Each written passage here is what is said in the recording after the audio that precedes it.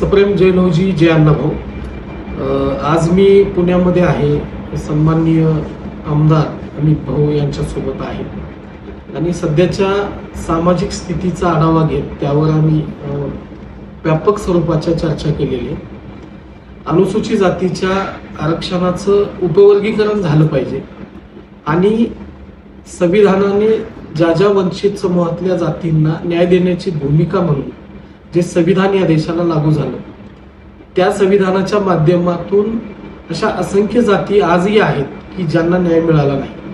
त्यामध्ये प्रामुख्यानं मोठ्या समूहाचा, मोठ्या ताकदीचा एक वर्ग आहे, एक जात आहे, ती म्हणजे मातंग आहे आणि यासह अशा 58 जाती या अनुसूचित जातीमध्ये येतात। तर या सगळ्या जातींना खऱ्या अर्थानं न्याय मिळालाय का, हा प्रश्न घेऊन जेव्हा अभ्यासकांच्या निरीक्षणामध्ये काही गोष्टी आल्या तेव्हा एक आंदोलन उभं राहिलं आणि त्या आंदोलनाचं नाव आहे की आरक्षणाचं उपवर्गीकरण झालं पाहिजे। आता हे आंदोलन अंतिम टप्प्यात आलेलं आहे। या आंदोलनाची आधीच्या गव्हर्नमेंटनं दखल घ्यायला पाहिजे होती, पण ती घेतली गेली नाही।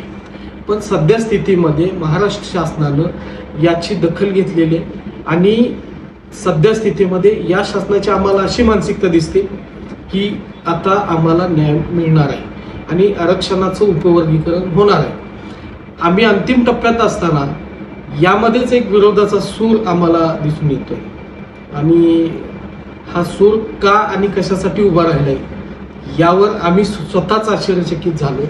पण तरीही जे जे उपेक्षित आहेत, ज्यांना ज्यांना न्याय अपेक्षित आहे, पुढच्या पिढीच्या कल्याणाच्या अनुषंगानं माझी सर्व समाजातल्या सर्व घटकांना विनंती आहे की या आंदोलनामध्ये ताकदीनं उभे राहा। आपण लढाईच्या शेवटच्या टप्प्यात आहे, मागे हटू नका।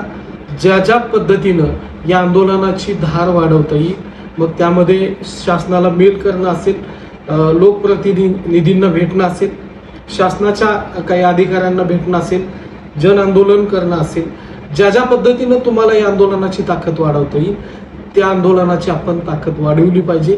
त्याच अनुषंगाने सन्माननीय आमदार अमित भाऊंसोबत माझी टोटली एक चांगली व्यापक सकारात्मक चर्चा झाली आणि यावर आम्ही एकमत होऊन हा मेसेज महाराष्ट्रभर देतो।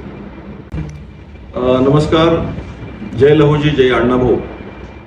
आज खऱ्या अर्थानं संपूर्ण महाराष्ट्रामध्ये 1 ऑगस्ट 2024च्या सुप्रीम कोर्टाच्या अनुषंगानं या सरकारच्या माध्यमातून आरक्षणाचं उपवर्गीकरण व्हावं यासाठी जो प्रयत्न चालू आहे आणि त्याच निमित्तानं आज संपूर्ण महाराष्ट्रावर माननीय साहित्यरत्न लोकशाहीर अण्णाभाऊ साठे यांचे नातू आमचे मित्र माननीय सचिन भाऊ साठे फिरत आहेत आणि आज त्याच निमित्तानं त्यांनी पुण्यातून या ठिकाणी माझी ही भेट घेतली आणि या ठिकाणी आमची एकदम सकारात्मक चर्चा झाली। यातल्या सगळ्या गोष्टींचा उहापोह या ठिकाणी झाला आणि याच्यानंतर असं लक्षात आलं की डॉक्टर बाबासाहेब आंबेडकरांना अपेक्षित असलेला समानतेचा धागा या उपवर्गीकरणामध्येच मिळू शकतो आणि म्हणूनच या 59 जातीमध्ये अतिवंचित असलेल्या घटकांना या उपवर्गीकरणाद्वारे अनेक वर्षांनी खऱ्या अर्थानं शिक्षण आणि त्याचबरोबर नोकरीच्या माध्यमातून पुढे जाण्याची संधी या आरक्षण उपवर्गीकरणाच्या द्वारे होणार आहे।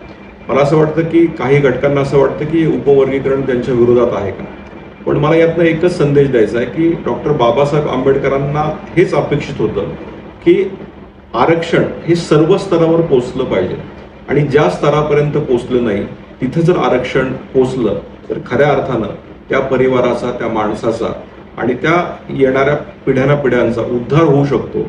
हे डॉक्टर बाबासाहेब आंबेडकरांना अपेक्षित असलेलं आरक्षण, त्याचंच उपवर्गीकरण ज्याच्यामध्ये सुप्रीम कोर्टाने निर्णय दिलाय आणि मला असं वाटतं सचिनजी अगदी 2 दिवसापूर्वी सुप्रीम कोर्टात परत एकदा कोणीतरी गेलं होतं आणि त्या ठिकाणी त्यांनी प्रयत्न केला की उपवर्गीकरण जे आहे ते रद्द करावं, पण त्याच्यावर पुन्हा एकदा सुप्रीम कोर्टाने असं सांगितलं अशा प्रकारचं उपवर्गीकरण रद्द करता येणार नाही। मला असं वाटतं की उपवर्गीकरण हे अत्यंत महत्त्वाचं आहे। ज्यांचा याला विरोध आहे त्यांनी यामध्ये पुन्हा एकदा व्यवस्थित अभ्यास करावा आणि ज्या आपल्या दीनदलित गरीब बांधवांना यातनं मदत होणार आहे त्या मदतीच्या अपेक्षेच्या भावनानं आपण त्याकडं पाहिलं पाहिजे. आज आम्ही या ठिकाणी याच्यावर सविस्तर चर्चा केली. येणाऱ्या काळामध्ये महाराष्ट्रामध्ये ज्या 59 महत्त्वाच्या जाती ज्या उपवर्गीकरणापासून वंचित आहेत त्यांच्यापर्यंत आमचा पोहोचण्याचा प्रयत्न असेल. ज्यांनी माननीय सचिनजींचा आणि माझा आवाज ज्यांच्यापर्यंत पोहोचतोय त्या सर्वांना आम्ही विनंती करतोय की आपण 30 तारखेपर्यंत जो मेल शासनाने दिलेला आहे त्या मेलवर आपण एक मेल खरं पाठवावा. त्याच्यावर तुमची भूमिका तुम्ही सांगितले पाहिजे की हे उपवर्गीकरण का महत्वाचं आहे आणि ते उपवर्गीकरण होत असताना अत्यंत महत्वाची भूमिका आमची सर्वांचीच आहे की हे उपवर्गीकरण होईस तोपर्यंत आपण कुठल्याही प्रकारची महाराष्ट्रात मेगा भरती करू नये. अशा प्रकारचा मेल जर आपण शासनाला पाठवला तर मला असं वाटतं हे सगळ्यांच्या भवितव्याच्या दृष्टीने अत्यंत महत्त्वाचं राहणार आहे. त्यामुळं आम्ही लवकरच आपल्याही जिल्ह्यांमध्ये भेटायला येऊ आणि या उपवर्गीकरणाचा लढा अखंडपणे आपण चालू ठेवू. धन्यवाद.